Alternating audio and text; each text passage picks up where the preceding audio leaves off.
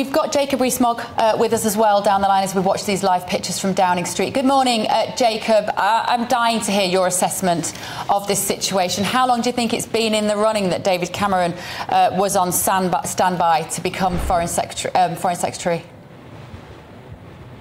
I have no idea. I mean, it's certainly very interesting. The last time a former Prime Minister came back was Alec Douglas-Home, and that was in the 1970 cabinet. So this is a long time since a Prime Minister has been willing to serve former Prime Minister in a less senior role. It used to happen the whole time in the 19th century, and indeed into the 20th century, but about 50 years since it last happened. Sacking of Suella Braverman, Jacob. I think it's a mistake that Suella understands what the country thinks about migration, the concerns the country has, is serious about it, was determined to get it down. Sometimes she spoke in a way that others were a bit squeamish about, but that's not really the point. The point is that as Home Secretary, she was committed to delivering something that the country thinks is important. Why has he done it? Why has he done it? Well, I think that he has a different view on migration. And I don't just mean illegal migration. I mean legal migration too. That you see, the small boats may be 50,000, but legal migration last year was 606,000. And there's strong pressure from the Treasury to keep it at those levels. And so Suella rightly understood that large-scale legal migration is problematic as well, and she had proposals for reducing it, which the Prime Minister didn't seem to be in favour of. But unless he does take a harder line on migration, Jacob, he's going to lose the next election because it repeatedly appears in the top 3 issues that people feel really strongly about. I think from the point of view of the Conservatives winning the next election, today is a mistake, because Suella understood what the British voter thought and was trying to do something about it. Yeah. And it seems to me that the Prime Minister is not as well attuned to the voters' concerns as Suella Braverman. And what about Mr Cleverly? You know him very well. Do you think he's plugged into the fact that the country is very anxious about the high levels of immigration? I'm not sure that James is a first-class man. That there is nobody in Parliament who doesn't like and think well of James. So that's always important in politics, and he's very popular when broadcasting. So he's an excellent spokesman for conservatism.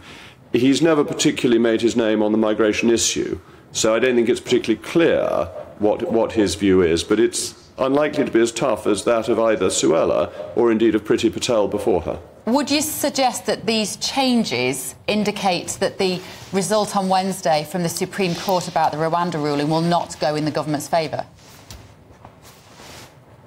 I don't know. I assume the Supreme Court keeps its judgments absolutely confidential until they're read out. I don't expect the government knows. I would certainly assume not. If the government does lose on Wednesday, it has to legislate to override the Human Rights Act and override the European Convention on Human Rights and to campaign to leave the European Convention on Human Rights. If the government's squeamish about that, then it won't deal with the illegal boats, let alone with legal migration. And do we know what James Cleverly's position on that is? Not attributably, no. I don't know his specific views on Rwanda or on the ECHR. Do you see, Jacob, Suella will be on the backbenches. She's made it clear she's going to speak out. She will speak out on the European Court, of course. Is she going to be, in your view, a very serious contender to be the next leader of the Conservative Party if the Tories lose the next general election? Suella was a serious contender last year when Boris went. She did much better than people had expected. She is a formidable politician. And importantly, she has her finger on what people think. She's not somebody who has been absorbed by the blob. Jacob, before the weekend there was so much speculation about whether these Armistice Day protests should go ahead. I'm right in thinking that you did believe that we should allow people to protest peacefully on the streets. Do you look back at the weekend and think that was the right decision now?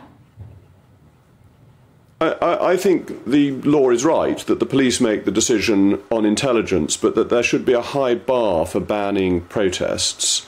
there were instances of disorder and crime, and I think it's right to hold the police to account for that. I think we need to see a full audit, really, of the levels of crime that there were.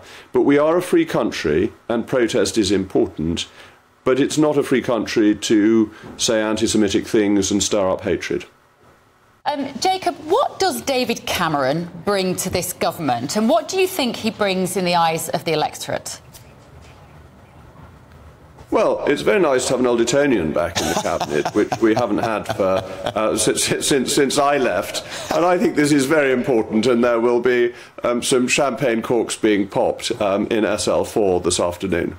Except not with those people, of course, who want to vote for the Conservative Party but think it is just full of old Etonians and you're all just keeping each other in the loop, and that actually maybe it's time for some non-old Etonians to be in government. Well, the Prime Minister's a Wickhamist, so we haven't got that many old Etonians. There's only one in the Cabinet at the moment. Dare I say I wasn't being entirely serious with that point. Can I ask you, Jacob, just finally before we let you go, do you think some Brexiteers like yourself may find this an appointment, will not approve of the appointment because of Cameron's position on Brexit, Project Fear, and his botched negotiation with the EU, that he should not be brought back at all? Well, I think it's lucky that Nigel's gone off to the jungle and we won't be hearing his views on this. What's your view? David Cameron got the Brexit issue wrong in terms of the Conservative Party and indeed the country at large who voted to leave. But he did give us the choice to have the vote. Without him, we wouldn't have had that referendum. He's a highly intelligent, capable individual. But will this potentially push some people off to reform is a question for the pollsters. Do you think he's been brought in because Rishi Sunak knows that he's not terribly popular, which is quite an understatement actually, with the voters, and he feels that David Cameron has that familiarity, he's much more of a warm person, you know, he's always been very good in front of the camera. Is that why he's been brought in? If you'd wanted to bring back somebody who was popular and charismatic and appealed to the voters, there's a former Foreign Secretary and one-time Prime Minister who might have been brought back, I think has a much greater electoral reach than David Cameron, able though David Cameron is. It's too big. Like, Rishi Sunak would not want Boris there because he would overshadow the popularity of Rishi Sunak. Whereas David Cameron, if you think of Rishi Sunak as being head boy, you alluded to his time at Winchester, well, David Cameron is the brilliant deputy head boy, isn't he? He's good, but maybe not too good. I'm not sure this is a contest of popularity between the two of them, really.